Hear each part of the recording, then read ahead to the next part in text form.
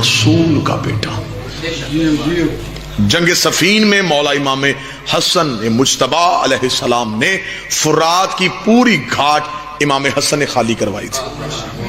लाखों के लश्कर से पानी का कब्जा इमाम हसन ने छुड़वाया था। जब अली के नौकरों ने आके मौला अमीरुल मोमिनीन को खबर दी थी, मौला दुश्मन ने पानी पे कब्जा कर लिया है और आपके लश्कर को पानी नहीं पीने देता, जनाब हसन जल्दी से उठे और जीन रखी। जब जीन रखी इमाम हसन को, तो मौला अमीरुल मोमिनीन ने पूछा हसन कहां जा रहा है? फरमाया बाबा अभी तो आपके नौकरों ने आके बताया कि उन्होंने पानी पे कब्जा कर लिया है। मौला इन्हें नहीं पता पानी मेरी मां का हक है और मां के हक पे हसन किसी का कब्जा बर्दाश्त ही नहीं कर सकता। लड़ने के तरीके इमाम हसन को मुकम्मल थे, हिकमत थी मेरे बादशाह इमाम हसन अलैहिस्सलाम के पास, क्योंकि यजीद ने इमाम हसन का लश्कर खरीद लिया था।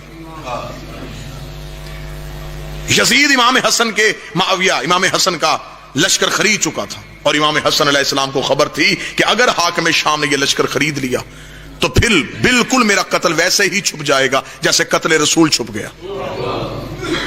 इमाम हसन अलैहिस्सलाम ने हिकमत से काम लिया और यह जो तारीख में कहा जाता है कि यजीद के बाप से इमाम हसन ने सुलह की थी। जंग जितनी देर मर्जी चले, जंग के इख्तिताम पे एक ही बात होती है कि जंग खत्म करो, दोनों फरीकैन शर्तें मनवाओ। भाई जंग जितनी देर मर्जी चले, आखिर में शराइत मनवाई जाती हैं। यह इमाम हसन की हिकमत थी, तलवार उठाए बगैर शर्तें मनवा रहा है।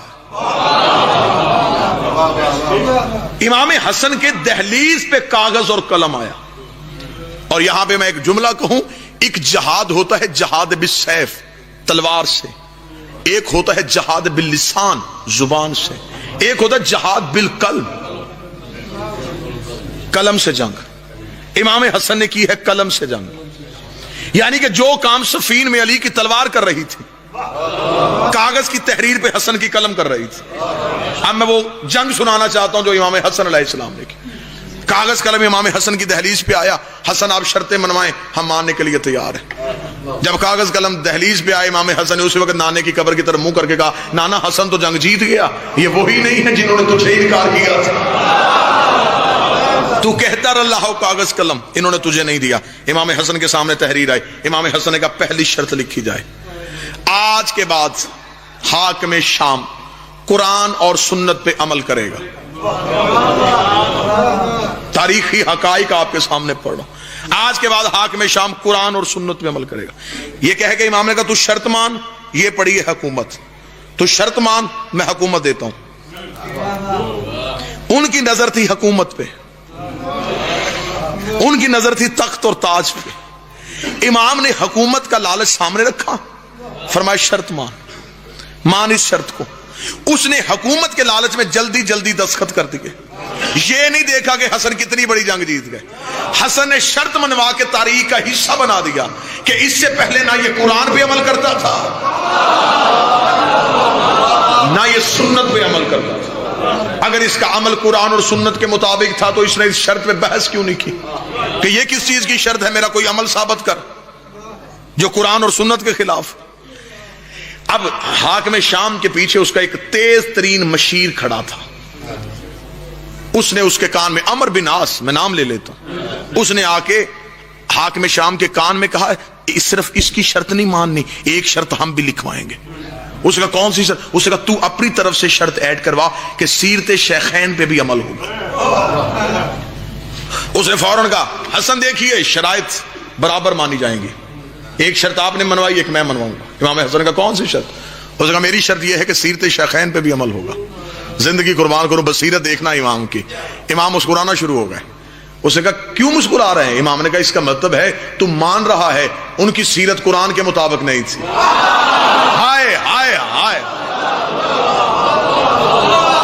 अगर उनकी सीरत कुरान के मुताबिक थी तो फिर अलहदा से शर्त लिखवाने की क्या जरूरत? फिर इसी शर्त को तस्लीम कर। उसका तीसरी शर्त लिखे। इमाम ने कहा तीसरी शर्त यह है, आज के बाद कोई मिंबर पे बैठ के मेरे बाबे अली को नहीं भौंकेगा। बंद करो ये सबो शतम मिंबरों से, कत्तन मेरे बाबे के खिलाफ कोई जुबान नहीं खुलेगी। उठाओ ये तख्त मेरे बाप की इज्जत का सदका है। तख्त दे दिया, ताज दे दिया। दो ही चीजें पड़ी थी, अगर इमाम इमामत छोड़ते और हुकूमत रखते, या हुकूमत छोड़ते और इमामत रखते। امام نے حکومت کو پاؤں کی ٹھوکر پہ رکھا، کیونکہ دنیا سج کی حکومت کے روپ میں امام کے سامنے آئی تھی۔ امام نے سجی ہوئی دنیا کو اپنے دروازے سے یہ کہہ کے اٹھا کے بھیج دیا، چل اٹھ کسی اور کا دروازہ دیکھ، تجھے نہیں پتا تجھے میرے بابے نے طلاق دی ہے، اور جسے باپ طلاق دے وہ بیٹوں پہ حرام ہوتی ہے۔ حکومت کو دروازے سے بھیج کے امام نے امامت کے منصب کو ہمیشہ کے لیے محفوظ رکھ لیا۔ اب یہ چلا گیا، اس نے جا کے حاکم شام نے مسجد میں بیٹھ کے بیعت کروانی شروع کر۔ جب یہ مسجد میں بیعت کروا رہا تو اس نے گرد اپنے سونے کے سکوں کا ڈھیر لگا دیا۔ جب بھی کوئی بیعت کرنے کے لیے آتا تو یہ اس شخصیت کو دیکھتا۔ اب دیکھیں کس دور میں امام حسن زندگی گزار ہے، جس دور میں لوگ چند سکوں کے عوض اپنا ایمان بیچ رہے تھے۔ آپ ذرا ذہنی طور پہ اپنے آپ کو اس معاشرے میں لے کے جائیں تو پھر آپ کو امامت کی حکمت سمجھ میں آئے گی کہ کس دور میں امام سانس لے رہے ہیں، جس میں قریب بیٹھنے والا بھی کیا ہے، جو امام کے بالکل قریب بیٹھا ہے اور وہ وہاں سے رشوت لے چکا ہے امام کے نام پہ۔ سونے کے سکوں کا ڈھیر ہے، آتے ہیں بیعت کرتے ہیں، وہ سونے کے سکے شخصیت کے مطابق دے رہا ہے، جس کا جتنا کردار ہے عرب میں اسے اس کی قیمت اس کی شخصیت کے مطابق دی جا رہی ہے۔ پہلی بار ووٹ خریدنے کا رواج وہاں سے چلا۔ اور میں اکثر یہ جملہ کہا کرتا ہوں، آج بھی امیدوار اپنے پوسٹر پہ ایک لفظ لکھتے ہیں، نہ بکنے والا نہ جھکنے والا۔ یہ صرف زہرا کے بیٹوں کے پاس آزاد ہے اور کسی کے پاس نہیں۔ امامت حسن کے سامنے لالچ بن کے آئی، حسن نے ٹھکرا کے بتا دیا امامت بکتی نہیں ہے، اور یہی حکومت دھمکی بن کے حسن کے بعد حسین کے سامنے آئی، حسین نے ٹھکرا کے بتا دیا امامت جھکتی نہیں، نہ بکا نہ جھکا، یا حسن ہے یا حسین۔ ووٹ خریدے جا رہے ہیں اور اپنی بیعت کروائی جا رہی ہے۔ اسی لیے تو کہتے ہیں کہ سیاست آل محمد کے گھر کا کام نہیں، سیاست کا رواج یہیں سے شروع ہوا، جو امام حسن کے مقابلے پہ سیاست کر رہا تھا۔ اب گفتگو سمجھ آ رہی ہے سرکار؟ سکے دیے جا رہے ہیں، ووٹ خریدے جا رہے ہیں۔ شام کے وقت امام حسن علیہ السلام مسجد میں نماز پڑھنے کے لیے آئے۔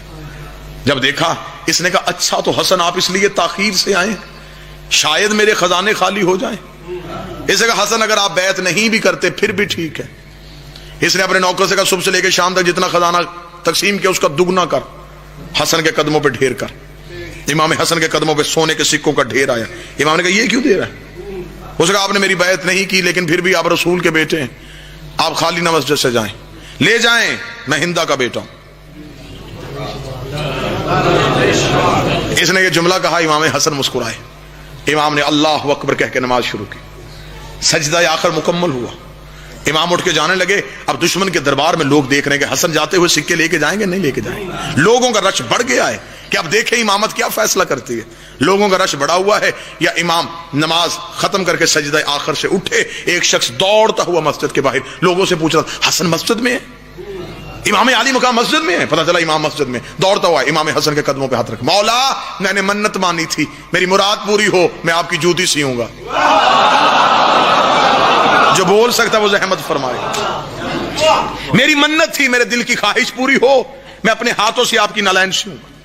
بادشاہ مجھے آپ کی عزت کی قسم ہے، مجھے پتا تھا یہ طاہر قدموں میں جانی ہے، مولا میں نے بغیر وضو کے نہیں سی، مولا ایک ایک ٹانکے میں 2 رکعت نماز شکرانے کی ادا کرتا رہا، مالک میری بڑی محنت لگی ہے، مالک اگر آپ کہیں تو میں پیش کرنا چاہتا ہوں۔ امام حسن نے کہا تیرے ہدیے کو ہم قبول کرتے ہیں۔ اگلی سطر سنیے گا، یہ ہے عشق آل محمد۔ اس نے کہا مولا ایک منت تھی ایک حسرت، منت پوری ہو گئی حسرت باقی ہے۔ امام نے کہا حسرت ہی تو تیری پوری ہوئی۔ اس نے کہا نا مولا وہ منت تھی، منت تھی یہ کام ہوگا تو یہ کام کروں گا، وہ کام ہو گیا اور میں نے نالین سی دی، اب ایک حسرت ہے۔ امام نے کہا حسرت کیا ہے؟ اس نے کہا منت پوری ہو گئی، حسرت تھی اپنے ہاتھوں سے پہناؤں گا۔ بادشاہ حسرت میری یہ تھی اپنے ہاتھوں سے پہناؤں گا۔ اب وہ جو سونے کے سکے لے کے جگر چبانے والی کی بیٹے کی بیعت کر رہے تھے، اب وہ پریشان کھڑے ہیں، اور وہ تخت پہ بیٹھا پریشان ہے کہ پیسہ دے کے بھی یہ عزت نہیں مل رہی، اور یہاں بغیر لالچ کے اس نے کہا مولا میری حسرت ہی میں اپنے ہاتھوں سے پہناؤں گا۔ امام حسن مسکرا، اور امام حسن علیہ السلام نے اپنا دایاں پاؤں اس کی طرف بڑھایا، اس نے یوں دائیں پاؤں کے نیچے ہاتھ رکھے، پاؤں کو چوما، آنکھوں سے لگایا، آنکھوں سے لگانے کے بعد اس نے انما یرید اللہ کی آیت پڑھتے ہوئے یوں امام کی نالین امام کے پاؤں پہ رکھی. وہ پاؤں میں نالین پہنا رہا تھا. امام نے اپنا دائیں ہاتھ اس کے سر پہ رکھا.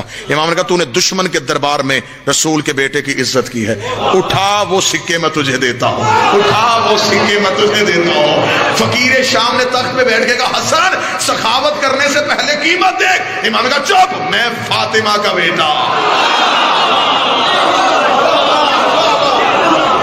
تو ہندا کا بیٹا ہے, نزہرہ کا بیٹا. عزتیں یہ تھی. اس بادشاہ پہ اشرے پڑھے جا سکتے ہیں, اس کی سخاوت کے قصے, اس کے علم کے قصے. جس کی اتنی عزت تھی اس کا جنازہ لٹ کے واپس گھر آ گیا.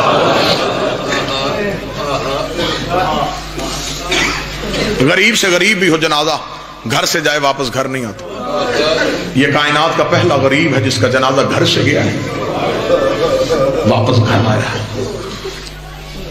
جب دوسری بار حسن کا جنازہ لے کے حسین گھر آئے, کریم کربلا کی آواز ہے زینب مجھے دوسرا کفن دے.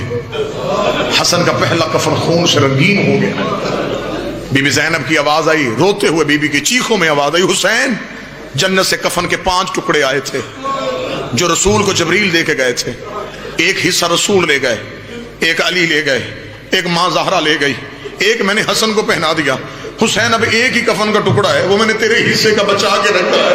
اتنا جملہ کہنا اب جو ماد میں بیٹھے ہو, حسین نے پہن کے گلے میں باہیں ڈالی. فرمایا میرے حصے کا کفن بھی حسن کو پہنا دے. فرمایا حسین تو کون سا کفن پہنے گا؟ فرمایا مجھے کفن کی ضرورت ہی نہیں. زینب کفن وہ پہنتے ہیں جن کا کوئی پہنانے والا ہو. غریبی شروع ہو گئی, داستان غربت شروع ہو گئی زہرا کے بیٹوں کی. سادات و غیر سادات 70 تیر لگے ہیں غریب کے جنازے پہ. جب زخمی ہو کے زہر مل چکی اور میرے چلے 2 لفظ میں پڑھ دیتا ہوں. زہر مل چکی اور میرے بادشاہ امام حسن امام حسین نے سینے کی ٹیک دی ہوئی ہے بابا جی, اور بھائی کو بٹھایا ہوا. امام حسن کی آنکھیں بند بلا تشبیہ. میرے پاک بادشاہ کی آواز, حسین جی مولا میری عالیہ کہاں ہے؟ مولا آپ کا دایاں پاؤں پکڑ کے رو رہی ہے. میری کلثوم کہاں ہے؟ مولا بایاں پاؤں تھام کے رو رہی ہے. میرا زین العابدین کہاں ہے؟ وہ دیوار کے ساتھ لگ کے بیٹھا ہوا. میرا اکبر کہاں ہے؟ وہ خاک پہ رو رہا ہے. میرا قاسم کہاں ہے؟ فروا کے ہاتھوں میں رو رہا ہے. حسن کی آواز آئی, ہر کوئی آ گیا, کسی نے میرے غازی کو نہیں بلایا. جو نوکر بیٹھے عباس کے اتنا جملہ کہنا تھا, فضا چیخ مار کے آگے بڑھی, رو کر 7 دفعہ بلانے گئی. وہ دروازے پہ کھڑا ہے, کبھی اس دیوار سے سر مارتا ہے, کبھی اس دیوار سے سر مارتا ہے. رو رو کے کہتا غازی بھی زندہ رہے, حسن کو بھی مدینے میں زہر ملا. مولا حسن کی آواز ہے, اما فضا عباس کو بلائے.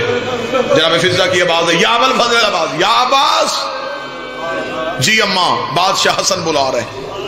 سرکار ابوالفضل عباس بڑھتے ہوئے آئے, حجرہ تطہیر میں آ کے کھڑے ہوئے. کتابیں کہتی ہیں کہ یوں بدن کانپ رہا ہے جلال کے ساتھ, رنگت سرخ ہو چکی ہے, امامہ سر پہ کوئی نہیں ہے.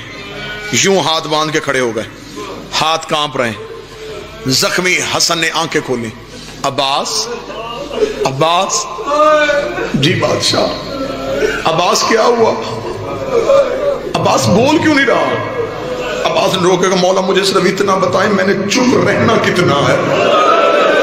19 رمضان میرے بابے کے سر پہ ضرب لگی, میں منتیں کر کے کہتا رہا قاتل کوفے میں ہے, مجھے میری تلوار دے دو. تم سیدوں نے کہا عباس چپ, میں چپ کر گیا. کتنا چپ رہنا ہے؟ مولا حسن کی آواز ہے, عباس اپنا دایاں ہاتھ دے. عباس کا دایاں ہاتھ پکڑ کے یوں امام حسن نے اپنے سر پہ رکھا. عباس وعدہ کر, میں تیرا بھائی ہوں, امام بھی ہوں, میری امامت کے دور کا آخری وعدہ میں تجھ سے لے رہا ہوں. عباس وعدہ کر, جو حسین کہے گا تو وہ کرے گا. اتنا کہنا تھا, حسین کے قدموں میں غازی گر گیا. رو کے کہا میں نے انکار کون سا کیا, حسن سے حکم کیوں کروایا.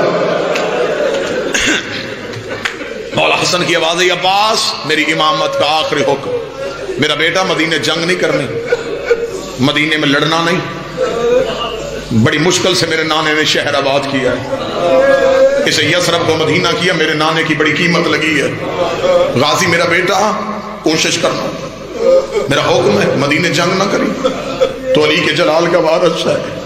بس قالوا ان للہ و انا الیہ راجعون، بھائیوں نے غسل دیا، بھائیوں نے کفن دیا، بڑی مشکل سے بہنوں نے جنازہ چھوڑا۔